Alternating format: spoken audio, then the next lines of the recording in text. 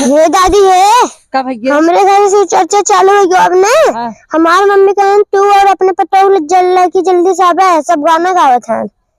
चला बेटवा चला, मैं नहाए धोए ना है, देखी दुल्हन में नहाए हैं। ठीक बा तो चला वहाँ पठावत है पे दुल्हन के चली पठाई दे खाई है जा सुनी आवे हम काम कैले तब जाई है। कितना जड़ात बाटे हे दुल्हन कब हम्मा ऐसा ना हम जाके घर आई है वो होता है तो क्या होता है। अच्छा तो अब हम नहाए हुए ना है तू नहाई भव ना। हाँ मैं नहाइले बहुत चढ़ात है। ते तू जा ना आई झाड़ बांध ला मुड़वा उड़ा कादे से। अच्छा ऐसे दिन जाओ जाओ हो खूब मना चुनाई लो हो बात को दुख दूर हो जाए हैं। अब हम आप तो चढ़ाई थे भाई शिव चर्चा हो तो कहाँ के हाँ हाँ कबे कबे को हरिया वजिया सुनात रहा, लेकिन हम सोची कहाँ अंत कत होत होए। उनका बेटा ना आए रहा छोटका ही कहा है तब के बेटा चला नहा ठीक मजा आई था। हाँ तू जा तैयार तू जा ठीक अब हाँ हम आओ ठीक बम्मा ठीक। हाँ जा कहीं तक ये झाड़े बांधे इतना ठंडी लागत है जाते ही आई तब तक ये झाड़ा बांधब।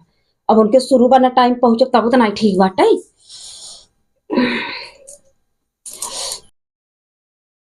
यही तो गानवा सुनात हमें लागत यही घरा है, यही होता ही बाटे जवन हो गई।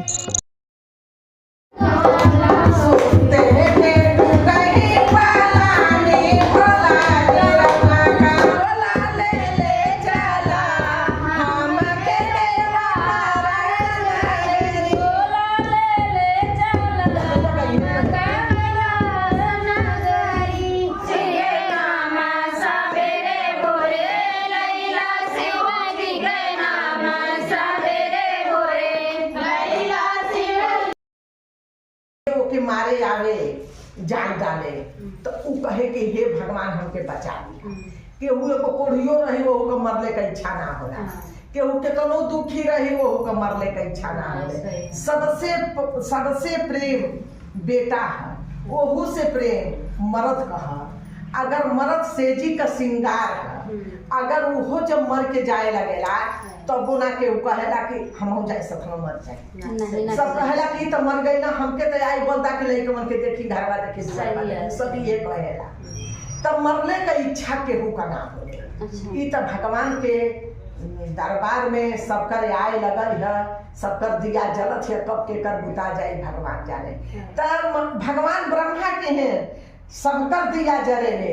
एक आदमी गयल कहलस कि ब्रह्मा जी हमके लगा था अब हम मर जाए। कल तोरे बात तोरे दिया में तेल बुता गया बहुत कम हो गया, खाली बात ही रह गई अब तो के मराई के। तो कहना हाउ दिया बा भरल होमे का तेल डालदा, कहना तोहरे बेटा कह तो कहना होमे का डालदा, कहना अरे तोरे में तोरे पतोहे कह हम तोरे मेहरारू का तोरे बेटी का तोरे दामादे का के मुआइबा है अपने जी के। तो ब्रह्मा की सब लिखल पढ़ा कि कब के जाए के जब केहू के ना पता है कि हम का हो जाए कब का हो जाए। तो कुल मिला जुला के भगवान ब्रह्मा जी कहना कि कौनो बात ना है जेके हम जन्म दिहले हैं कर्म दिहले हैं, खाली लोगन हमार नाम लिहल करिया। कौनो घटिहाई चोरी बदमाशी मत करिया लोगन। कौनो चीज का जरूरत तुहके अगर पड़ी तो हम जेके दिहले हैं धन दौलत नहीं का दिहल, गला नहीं का दिहल। सरस्वती जी कहीं हम गला में बास करब तब बास मानो रह तबे हमके तुहार काम धंधा चले। अगर हम निकल जाए तो फुटही ढोलक मत भाई भाई तो करेगा। तो सब सरस्वती जी का दिहल, ब्रह्मा जी का दिहल, विष्णु को पालनहार है, उनका चक्र है, भगवान हमें हर जगह कड़ कड़ में भगवान हमें। तो मछली यही विनती करत है। एक दिन मछली के हर समुद्र के किनारे शंकर भगवान का मंदिर रहेला, गांव गांव में रहेला, दुआरे पर रहेला, लेकिन कहीं ब्रह्मा विष्णु का मंदिर ना देखले हो लोगन, खाली शंकर भगवान का मंदिर रहेला। तो मछली के दिमाग में आया कि आज हम चलब, बड़ी सुंदर शिव चर्चा होती है, खूब ढोलक झाल बजत है, हम चल के वही जा मंदिर पर शिव चर्चा सुनब प्रसाद खाई।